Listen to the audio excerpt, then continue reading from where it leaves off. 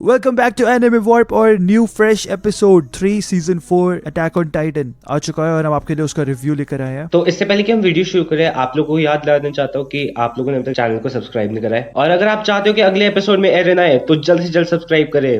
ये आपका easiest way है एरन को जल्द से जल्द देखने के लिए। सो हम शुरू करते हैं एपिसोड के साथ। तो इस एपिसोड का टाइटल था द डोर ऑफ होप। ये एपिसोड बेसिकली हमें ये बताता है राइनर की बैक स्टोरी क्या है, राइनर बचपन में क्या था और किस तरीके से वो वहां तक पहुंचे जहां तक वो पहुंचे और वॉल को उन्होंने तोड़ा। तो ये बेसिक जो इस पूरे इसका जेस्ट है एपिसोड का वो ये है, एक बैक स्टोरी दिखाना कि जस्ट बिफोर जो हमने सीरीज की फर्स्ट एपिसोड देखा था उससे जस्ट पहले क्या हुआ था राइनर एंड उन सब के साथ, क्योंकि अब हमें पता चल गया है कि वो दूसरी साइड में भी लोग रहते थे, तो वो उनका पर्सपेक्टिव दिखा रहे हैं हमें कि उनकी साइड से क्या हुआ था। तो इसमें हमें पता लगता है कि क्यों राइनर इतना ज्यादा मोटिवेटेड अपनी कंट्री के लिए ये करना, मार्लियन की तरफ वो इतना मोटिवेटेड क्यों है। वो इसलिए हमें पता लगता है क्योंकि उसका डैड एक्चुअली एक मार्लियन था जिसने उसको और उसकी मॉम को छोड़ दिया, बिकॉज उनकी वजह से उसको लाइक बहुत डिसलाइक आ सकता था अपनी तरफ, क्योंकि आप लोगों को जैसे पता ही है एल्डियंस का कितने बुरे हाल होते हैं। तो उसने उन्हें छोड़ दिया था। तो उसकी मॉम ने उससे भड़काया, उसको इतना बोला कि तुम्हारे डैड ने तेरे को छोड़ दिया इसकी वजह से, तो तेरे को एक वॉरियर बनना होगा जिससे कि तू अपने डैड का और हमारा नाम रोशन कर सके, एक प्राउड मार्लियन बन सके, एक वॉरियर बन के। प्लस उसमें ये भी था कि ऑफ कोर्स एलियंस और मार्लियंस का कंसीव करना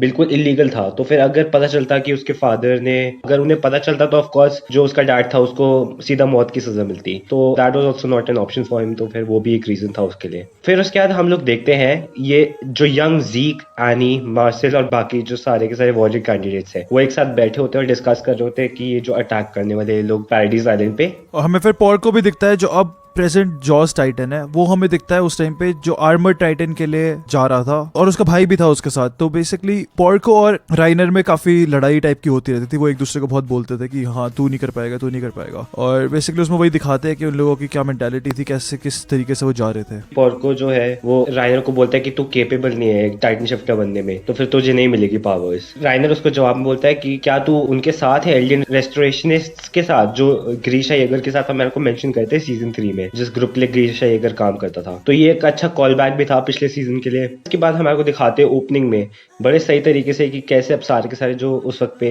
जो वॉरियर्स थे, एनी, मार्शल, उनको किस तरीके से वो चूज करा गया था एंड कौन कौन था, एंड उनके पावर्स अच्छे से एक्सप्लेन करते हुए उन्होंने बताया था कि कैसे ये लोग सिलेक्ट हुए थे ईच। एंड मैगथ जो है उस वक्त पे वो बोलता है कि इवन दो ये लोग इतने खतरनाक है, इन लोगों ने पूरी पूरी कंट्री को खत्म कर दिया है, बट फिर भी उसको लगता है कि उन्हें चिल्ड्रन को नहीं भेजना चाहिए। तो मैगथ जो कैरेक्टर है, हमने जो पिछले 2-3 एपिसोड से देख रहे हैं, हमें पता चल रहा है कि वो कितना ज्यादा प्रो है इन बच्चों के। ऑल्दो वो मार्लिन है, वो फिर भी इन बच्चों को ऐसी हालत में नहीं देखना चाहता। और उसके बाद हमें काफी इमोशनल सीन दिखता है जहाँ पे राइनर को पहली बार अपने पापा से मिलने का मौका मिलता है और वो फिर वो उससे मिलने जाता है और वो उसको बोलता है कि हाँ देखो मैं मार्लियन बन चुका हूँ, मैं अब मेरे को, उसको लगता है कि वो उसे एक्सेप्ट करने वाला है, बट फिर उसको लाइक उसका बाप लाइक पूरा धक्का देके भगाया था कि प्लीज मुझे मत करना, मैं यहाँ से भाग जाऊंगा, मुझे पता तेरी माँ ने तो ये ऐसे ऐसे किया है। तो हमें फिर पता लगता है कि उसको भी पता लग जाता है राइनर को कि चाहे वो कुछ भी करे कुछ हो नहीं सकता, बट अब वो इतना डीप घुस चुका है इस चीज में कि वो, और वो एक बच्चा भी है, आपको ये भी सोचना चाहिए कि वो एक बच्चा है,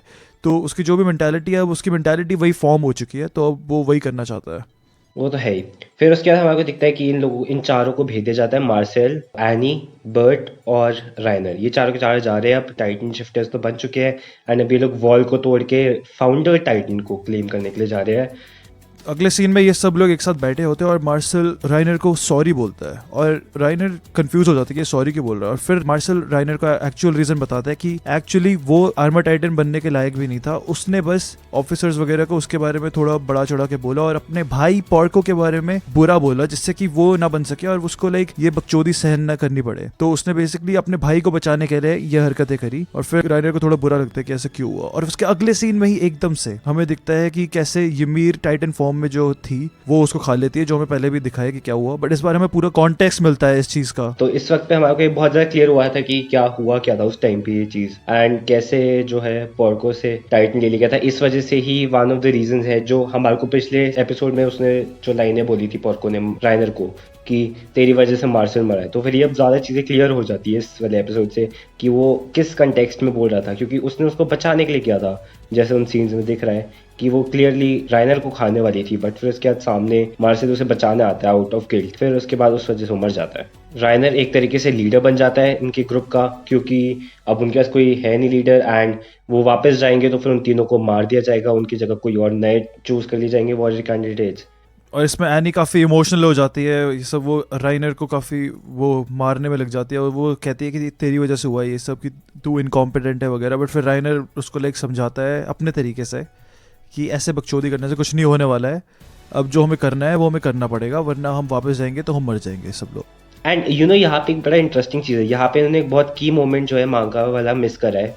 ये जो उस वक्त पे अटैक होता है, उस वक्त पे एनी क्यों टाइटन फॉर्म में थी? वो इसलिए नहीं थी क्योंकि यहाँ से लेके वॉल तक जाने के लिए एनी टाइटन फॉर्म में बनती है, क्योंकि टाइटन्स जो है वो इनके पीछे भाग रहे होते हैं एंड वो मर जाते। तो उस वक्त पे एनी तब तक पूरी पूरी एग्जॉस्ट हो जाती है, इसलिए वो टाइटन फॉर्म में नहीं जा पाती। एंड इस वजह से जो है हमारे को जो फर्स्ट सीन में है एनी का टाइटन नहीं दिखता, फीमेल टाइटन उस वाले सीन में। And that is quite interesting कि इन लोगों ने इसको क्यों नहीं दिखाया, क्योंकि इट इज अ वेरी की मोमेंट। फिर अंदर भी हमें स्टोरी दिखाती है कि कैसे उन्होंने अपनी बैक स्टोरी बनाई कि हम इधर से थे, इस गांव से थे, इधर से थे। उनको लाइक काफी लकी चीज है कि उन्हें एक ऐसा आदमी मिलता है जो बोलता है कि मेरे ऐसे 3 तुम्हारी तरह ही बच्चे थे, 2 लड़के और 1 लड़की, जो मेरे साथ यहाँ रहते थे एंड ऑल, ऐसे ऐसे हुआ जब टाइटन आए, और फिर वो अगले दिन अपने आप और सुसाइड कर लेता है। तो ये काफी लकी चीज होती है, जिससे उनको एक बैक स्टोरी मिल जाती है बताने के लिए कि अच्छा इस तरीके से हम यहाँ पे आए और इस तरीके से ये हमारे साथ हुआ है। फिर उसके बाद हमारे को दिखता है कि जब ये लोग घुस जाते हैं सोल्जर्स बनने के लिए उधर सर्वे कॉप्स के लिए, तो फिर उधर राइनर बोलता है कि I am here to save humanity. तो वो कितने डिफरेंट तरीके से उसका आंसर सही भी था। वो ह्यूमैनिटी तो सेव करने आया था, बट वो एलियन से सेव करने आया था। और फिर हमें ये भी दिखता है कि एनी का जो कैरेक्टर था वो एक्चुअली एक नकली कैरेक्टर था, लोन वुल्फ वाला, जिससे कि वो एक्चुअली जाके स्पाई कर सके और इन्फॉर्मेशन कलेक्ट कर सके। और फिर हमें दिखता है कि वो एक जगह स्पाई कर रही होती है, और फिर लाइक वहाँ पे उसको कैनी भी दिखता है, जो फिर उसके साथ थोड़ा वो उसको पकड़ने की कोशिश करता है। उसको शक होता है कि ये कौन है यहाँ पे, बट वो भाग के आ जाती है। वो बोल रही होती है उसे कि मेरे फादर की तरह है तू। तो कैनी और एनी डैडी डैडी खेल रहे थे। तो वाला सीन भी काफी फनी था। एंड वो उसमें मेंशन भी करता है लीवाई की मदर को, बोलता है कि मैं अपनी बहन की कसम खाता हूँ। जो लीवाई है वो उसकी बहन का ही बच्चा है, तो ऑफ कोर्स उनने उसमें भी थोड़े डाले हैं ईस्टर एग्स। तो फिर हमें दिखता है उसमें कि वो लोग जब हाफ वे थ्रू होते हैं अपनी प्रैक्टिस ट्रेनिंग के थ्रू, तो फिर वो एक दूसरे से बात करते हैं और लाइक कैसे एनी बोलती है कि अब हम वापस चले जाते हैं, हमारे पास काफी इन्फॉर्मेशन आ चुकी है, बट फिर भी वो चाहते हैं कि नहीं, हमें कम से कम ये काम तो करना पड़ेगा, वॉल रोज को तोड़ना पड़ेगा। वो वापस नहीं जाना चाहते क्योंकि उनके अंदर वो डर है। तो ये हमें दिखता है यहाँ पे, और इसलिए वॉल रोज तोड़ी और उस तरीके से उन्होंने तोड़ी उस टाइम पे। प्लस उसमें ये भी है कि जिस तरीके से राइनर ने कहा था कि तुम इसे फ्रेंड्स कंसिडर करते हो इन सब लोगों को, ये डेविल्स को, तो उससे पता चला कि राइनर का उस वक्त पे भी मूड नहीं था, कि वो मानता नहीं था उन लोगों को ह्यूमंस। बट जो आयनी है वो फिर भी चेंज हो रही थी, जैसे हमने लॉस्ट गर्ल्स में भी देखा था। बाकी it was a very good moment जो इन लोगों ने दिखाया था वो अभी, कि कैसे इन सब के ओपिनियंस चेंज हो रहे हैं ओवर टाइम, इतने टाइम तक एल्डिया में रह के। So that was also very good thing. फिर उसके बाद जो है अपना राइनर जो है वो तो मरने को तैयार है। हमें दिखता है वो अपने मुंह के अंदर गन लेके बस मरने वाला है, और तभी लाइक बाहर पॉर को कुछ बकचोदी कर रहा होता है दीवार पे, और फिर लाइक वो डिस्ट्रैक्ट हो जाता है, और फिर वो सोचता है कि नहीं, फिर उसको एपिफनी होती है कि उसको एक्चुअली मरने से कुछ नहीं होगा। इसको ऐसा लग रहा है कि वो बेसिकली लाइक उसको अब समझ आ चुका है कि उसने जो किया वो गलत है, मे बी ऐसा कुछ लग रहा है, बट उसको कुछ सोच तो रहा है वो बंदा। वो ये सोच रहा है कि उसको अब ये जो है आगे की जनरेशन है फाल्को गैबी, इसको इन्हें बचाना पड़ेगा। यस वो नहीं चाहता कि उनको सेम चीज़ से गुजरना पड़े जो ये गुजरा था, एंड उनको उनके ओपिनियंस चेंज करना चाहता है शायद से अबाउट जो पैराडाइज आइलैंड है। So we can only guess about that, but हमें कुछ पता नहीं है। फिर उसके बाद फाल्को का बड़ा इंपॉर्टेंट सीन होता है जहाँ पे वो इस होल डिगिंग गाय के पास जाता है। तो तुझे पता चला है होल डिगिंग गाय कौन है, जो हमारे को पिछले एपिसोड में भी दिखा था? ऑफ कोर्स उसकी आवाज से ही पता लग गया था, ऑफ कोर्स एरन है। मेरे को लग ही रहा था एरन ही है, लाइक ऐसे कैसे कोई रैंडम बंदा ऐसे कोई बात कर रहा है, बकचोदी कर रहा है। जिस तरीके से वो फ्रीडम के बारे में बात कर रहा था, जिस तरीके से वो बोल रहा था, मतलब कि काफी ऑब्वियस ही था। तो आई डोंट थिंक सो किसी के लिए ये स्पॉइलर होगा कि जो एरन है वो हो सकते उस सीन में था। तो वही जैसे हमें पता था वो लोग स्पाई करके अब अंदर आ चुके हैं, इन्फिल्ट्रेट कर चुके हैं, और इन लोगों को पता ही नहीं है कि वो लोग यहाँ पे हैं। तो ये पूरा इनका मिशन चल रहा है, पता नहीं क्या है, और क्यों वो फाल्को से इतना फ्रेंडली क्यों हो रहा है एरन, क्योंकि उसने उससे लाइक लिटरली उसने उसको बुलाया अपने साथ बात करने के लिए। सो कुछ तो रीजन होगा, अब देखना पड़ेगा क्या है ये। So it's getting exciting. Yes it is. And अगले एपिसोड में हमारे को मोस्ट प्रोबब्ली वो फेस्टिवल का दिखाएंगे, and one of the biggest reveals होगा, तो उसको हम जल्द से जल्द कवर करने की कोशिश करेंगे। एंड तब तक के लिए you guys like, subscribe, share this video बिल्कुल शेयर करें, सब्सक्राइब करें और पीस।